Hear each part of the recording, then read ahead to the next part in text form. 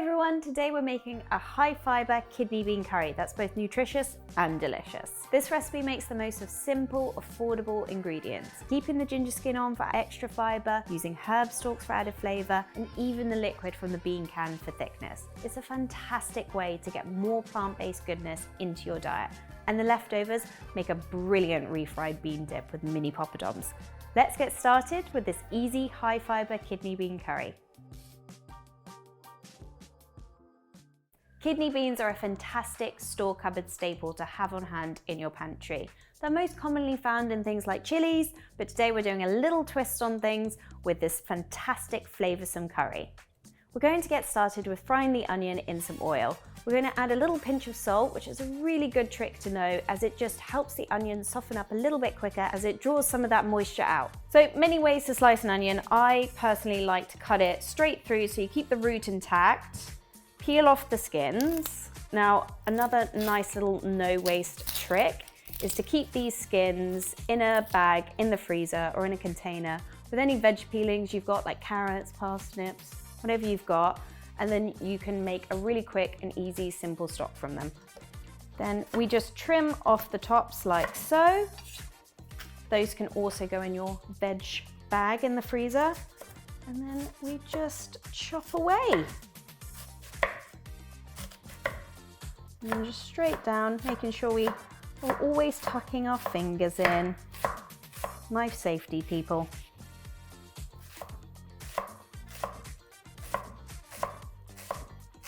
Unfortunately, can't give you any tips on how to stop crying from an onion because I still don't know. Still cry. And then now this is chopped, into the pan we go. So once that's in the pan, in we go with our pinch of salt, and then we'll just let that soften while we get on with the rest of our ingredients. The onions are softening, we're going to get on with the rest of our ingredients. So over here we've got ginger, and we've got garlic, and we're going to chop some coriander stalks. Now, another nice little no-waste tip, it's absolutely fine to have the skin on. In fact, it's slightly better for you, it's even more fibre. All you need to do is just give it a good scrub clean. I'd recommend doing this when you're grating it or microplaning it, like so. If you're finely chopping it, I'd maybe either really, really finely chop it or peel it in that case, just with the back of a teaspoon, and then you won't lose too much of the actual ginger.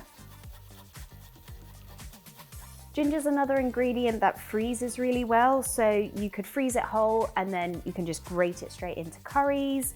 You could pre-grate it and just store it in little ice cube trays with a bit of water or oil. So we have our ginger ready, and then we're just gonna go in with the garlic. Just give it a little bash, just to help get those skins off nice and easily so you're not standing there for hours peeling them. And then we're just going to grate these too. Scrape it out of your microplane. Our onions have softened and they're looking quite good. They're getting a little bit brown and caramelized around the edges, which is what we want. So we're just going to turn these off while we prep the coriander. Soft herb stalks impart a lot of flavor, so don't forget about them and definitely use them in the beginning stages of your recipe. Now to go into the pan with all of this. So we've got our grated garlic and ginger that goes in, and in with our chopped coriander stalks. So now we're just going to fry this for a couple of minutes until it gets nice and fragrant, but it already looks so colorful and vibrant. The smells and aromas are already starting to come out. In we go with our spices now. These have had time to get to know each other in the pan. So we've got ground cumin, paprika, and some garam masala here that we're just going to sprinkle in. It's important to give your spices a little bit of heat as it draws the oils out and just gives you the absolute maximum flavor that you can possibly get from them. All they need is a minute just until they smell nice and fragrant. This is now smelling gorgeous and fragrant, so we can go in with the beans and the tomatoes. The water from the can of beans can be used. It will add more bean flavor. It will give you thickness as it has some starch in there from the beans. And it will also give you just that little bit more flavor with the salt. And then in with the tomatoes. Again, so we don't waste anything, I always like to just swill the can out with just a little bit of water and add it in. It won't affect the cooking time or the process too much. Give it a good stir. and we'll bring this to a simmer. So this comes out at £1.36 per portion, which is an absolute steal in my opinion. This recipe serves two, but you could easily double it and keep some in the freezer for a dark and stormy night when you don't fancy cooking and you've got this saviour ready and waiting for you. Leftovers can be made into curried refried beans. What you do is you simply add all of this back into the pan with a splash of stock or water and then bring it to the simmer. Mash well and then serve with mini poppadoms and some mango chutney for dipping. It will be delicious.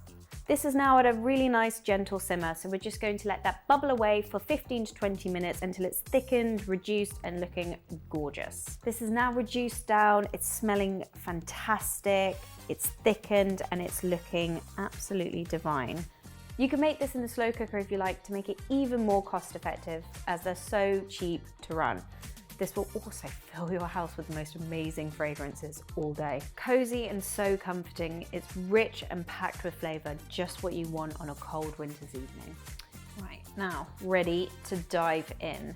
On this especially cold day, I'm really craving something super comforting and rich. You get a rich, creamy nuttiness from the beans. It's just comforting, packed with flavour, and just what you want on a cold winter's evening. Thanks so much for tuning in. Get the full recipe in the description. Don't forget to like, subscribe, hit the bell icon for more episodes. Visit goodfood.com or download our app for more tasty recipes. Leave a comment below and we'll see you next time.